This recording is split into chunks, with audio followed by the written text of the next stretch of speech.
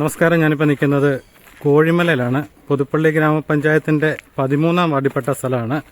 ഇവിടെ എൻ്റെ തൊട്ടുപുറയിൽ ഒരു വീട് ഈയിടെ മേടിച്ച് താമസിച്ച SPT ജോലിയുള്ള ബിന്ദു എന്ന് പറഞ്ഞ സ്ത്രീയുടെ മകള്, 2 പെൺപിള്ളേരാണ്. അതിൽ ഒരു പെങ്കൊച്ച് ശില്പ എന്ന് പറഞ്ഞ പെണ്ണ് 28 വയസ്സേ ഉള്ളൂ. അപ്പം വീട്ടിൽ മരിച്ചു കിടക്കുകയാണ്.